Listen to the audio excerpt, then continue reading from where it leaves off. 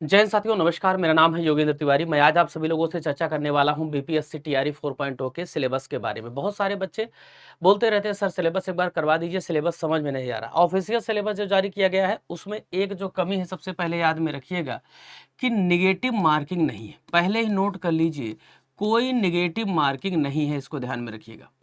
कोई भी negative marking नहीं है, नो निगेटिव मार्किंग, क्लियर समझ लीजिए। कोई निगेटिव मार्किंग नहीं, उसमें निगेटिव मार्किंग लिखा हुआ।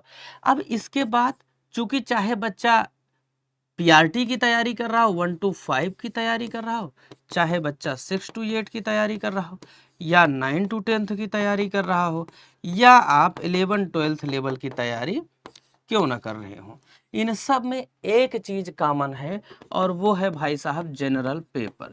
तो जनरल पेपर जो और बहुत सारे बच्चों से मैंने बात किया है जिनको जनरल पेपर ने फेल कराया है। स्पेसिफिक बच्चे का सही है लेकिन जनरल पेपर गड़बड़ है। तो जनरल पेपर की प्रिपरेशन कैसे करें, आप जरा सिलेबस देखिएगा। मेरे पीछे आप देख पा रहे होंगे, सिलेबस जरा देखिएगा। कह रहे हैं इंडियन हिस्ट्री, ये कहीं है सिलेबस में? ये सिर्फ सिलेबस त्रुटिपूर्ण तरीके से लिख दिया जाता है। जब भी आप जहां भी देखते हैं तो त्रुटिपूर्ण तरीके से इस तरीके लिख दिया जाता है। इंडियन हिस्ट्री की बात नहीं है, आपको आईएनएम पर फोकस करना है, इसको ध्यान में रखिएगा। भारतीय राष्ट्रीय स्वतंत्रता संग्राम पर फोकस किया जाएगा और उसके पीछे सबसे बड़ा रीजन यह है कि बिहार बहुत बढ़ चढ़कर इंडियन इंडिपेंडेंस में पार्टिसिपेट किया है, ठीक है ना। उसके बाद जियोग्राफी पूछेगा। अब जियोग्राफी में जीके का लेवल क्या हो सकता है, इंडियन जियोग्राफी आपको पढ़नी है। अब देखिए एक दो चीजें और क्लियर कर दूं, आईएनएम में आपको 1857 से लेकर 1947 तक का इतिहास पढ़ना है। बेसिकली इसमें जो हिस्ट्री दी जाती हो 1938 तक ही दी जाती है, याद रखिएगा, 1938 तक ही, लेकिन उसको आप 47 तक बढ़ा लीजिए। जियोग्राफी में आपको इंडियन जियोग्राफी और कुछ जो बड़ी बड़ी चीजें हैं, रिवर माउंटेन वगैरह, वर्ल्ड लेवल पर भी आपको तैयार रखने हैं। वॉल्केनो वगैरह आपको याद रखने हैं, ठीक है। भूकंप से क्वेश्चन बन सकते हैं, सूर्य ग्रहण चंद्र ग्रहण से क्वेश्चन बने हुए हैं, इन सब चीजों को याद रखिएगा। एक चीज आपको जो ध्यान रखना है, एग्रीकल्चर पर विशेष जोर देना है। इस पोर्शन में ध्यान में रखिएगा, ज्योग्राफी वाले पोर्शन में अलग से मेंशन नहीं है, लेकिन एग्रीकल्चर पर आपको विशेष जोर देना है। पॉलिटी में आपको क्या पढ़ना है, पॉलिटी में पूरी पॉलिटी नहीं पढ़नी, ध्यान रखिएगा। जो सामान्य सामान्य चीजें हैं उनको आपको पढ़ के जाना है। जैसे भाई साहब कौन कौन से सामान्य चीजें, जैसे आप प्रियम्बल से शुरू कर दीजिए, प्रस्तावना आपने पढ़ ली, ठीक है। प्रस्तावना के बाद आप भाग 1 पढ़ लिए, ठीक है। भाग 1 से ले जाकर आप चले जाइए और भाग 5 तक तो आपको याद होना चाहिए। अब इसी में फंडामेंटल राइट, डीपीएसपी, इसी में आपका court, supreme court, high court, पूरी जुडिशियरी आ गई। इसी में आपके जितने भी कैबिनेट के सवाल हैं, प्रेसिडेंट के सवाल हैं, वाइस प्रेसिडेंट के सवाल हैं, प्राइम मिनिस्टर के सवाल है, ये सब।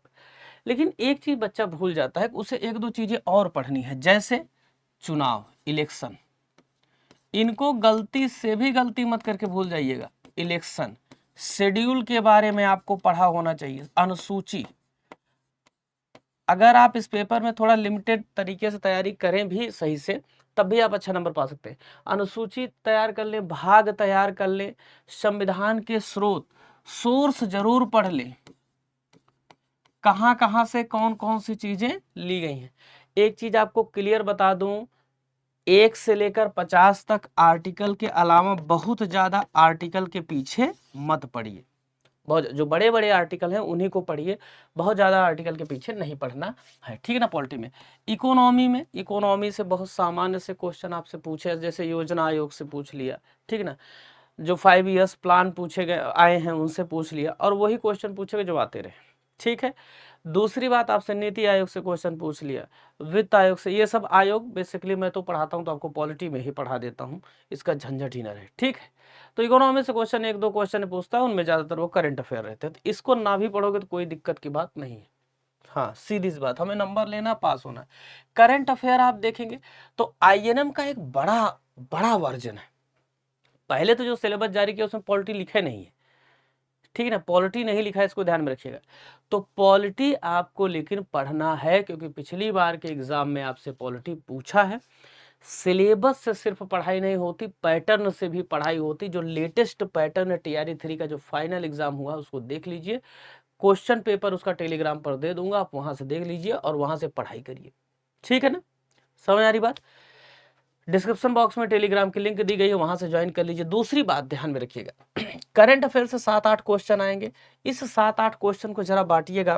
करंट अफेयर के अगर 7-8 क्वेश्चन को आप जरा बांटिए, मैं आपको बांट के दिखाता हूं, आपके सामने ही ये सब चीजें मैं करके एकदम क्लियर करके आपको दे देता हूं। भाई साहब जरा करंट अफेयर को बांटिएगा, इसका आपको बहुत ज्यादा टेंशन रहता है करंट अफेयर्स का। जरा देखिएगा, यहाँ पे कुछ चीजें आप बांट लीजिए, जैसे दिवस करंट अफेयर में ही आएगा, 1 क्वेश्चन 2 क्वेश्चन, कई बार 3-3 क्वेश्चन आए। युद्धाभ्यास, ये सब ऐसी चीजें हैं जो हमेशा सेम रहेंगे, स्थान बदलेंगे बाकी सेम रहेगा। ठीक है ना, युद्धाभ्यास हो गया। पुरस्कार, पुरस्कार, ठीक है ना। उसके बाद नियुक्ति, जो बड़े बड़े पदों पर नियुक्तियां हुई हैं, नियुक्ति, कोई बहुत बड़ा व्यक्ति अगर निधन उसका हो रहा है तो।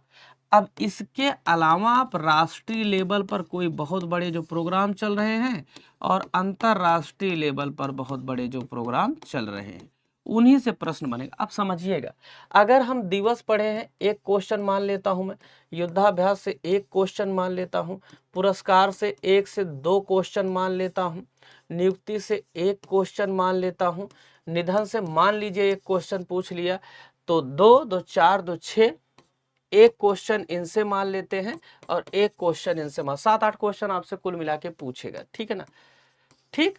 लेकिन अब बात को समझिएगा, ऐसा नहीं को फिक्स पूछेगा 1-1 क्वेश्चन, कोई हो सकता है कि किसी का काट दे पत्ता, उसको दूसरे में ऐड कर दे।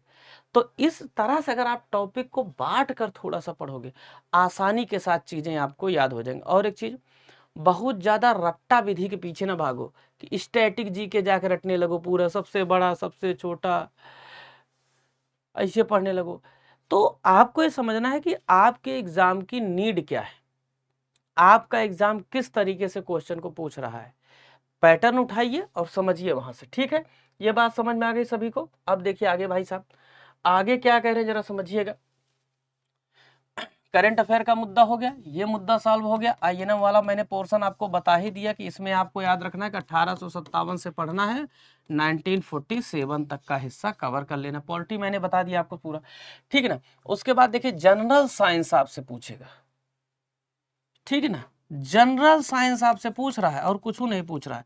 आप पेपर उठा के देख लीजिएगा, जनरल साइंस ही आपसे पूछा है, कठिन चीज कुछ भी नहीं पूछे, एकदम सामान्य सामान्य प्रश्न आपसे पूछे गए हैं इसमें। लेकिन एक वो कांड कर रहा है, जैसे अभी तक नॉर्मली बच्चा क्या करता था, सिर्फ बायोलॉजी पढ़ के जाता था, तो बायोलॉजी से कम क्वेश्चन पूछ रहा है, वो फिजिक्स से ज्यादा क्वेश्चन पूछ रहा है। लेकिन याद रखिएगा बायोलॉजी पर आप फोकस किए रहिए, ठीक है। इनके जो जनरल क्वेश्चन है, लूसेंट उठा लीजिए पढ़ लीजिए, लूसेंट उठा के पढ़ लीजिए, सारे क्वेश्चन वहां से मैच कर जाएंगे। लूसेंट की जो साइंस की लूसेंट है, वो साइंस के अपने सभी आसपास की किताबों में सबसे अच्छी है, उसमें सारे पॉइंट्स दिए गए, ठीक है ना। अब उसके बाद देखिएगा, मैं कुछ और बुक्स आपको बता देता हूँ। जैसे आईएनएम के लिए आप कौन सी किताब पढ़िए, आईएनएम के लिए आपको 1-2 किताबों के नाम मैं बता देता हूँ जो आपके पढ़ने हैं। आईएनएम के लिए आप चाहें तो पढ़ सकते हैं एसके पांडे, ठीक है, या एनसीईआरटी। एनसीईआरटी पढ़ लीजिए बेस के लिए, प्लस ध्यान रखिएगा एनसीईआरटी से ज्यादा ही पूछेगा, कम नहीं, इसको ध्यान रखिएगा। मॉर्निंग में सुबह 8 बजे जो मैं क्लास लेता हूं उसको जरूर लीजिए, डेली ये क्लास चलती है आप सभी लोगों के लिए, ठीक है। 8 AM पर 8 से 9 डेली क्लास चलती है। 22 मार्च को आप सभी लोगों के लिए 7 बजे से एक विशेष क्लास ला रहा हूं, बिहार स्पेशल की, ध्यान में रखिएगा। तो बिहार स्पेशल भी आपके यहाँ देखिए जनरल पेपर से लेके स्पेसिफिक तक पूछा जाएगा, इसलिए इसको ध्यान में रखिएगा। स्पोर्ट्स अवार्ड बुक वगैरह मैंने रख दिया, हाँ इसमें करंट अफेयर में बुक भी रख लीजिएगा, ठीक है, वो नेशनल इंटरनेशनल में कहीं कहीं आ ही जाएगी, किताब भी एक पूछ ही लेता है, ठीक है। तो ये सब चीजें अगर आप ध्यान में रख लिए तो आपका यहाँ से हो जाएगा कल्याण।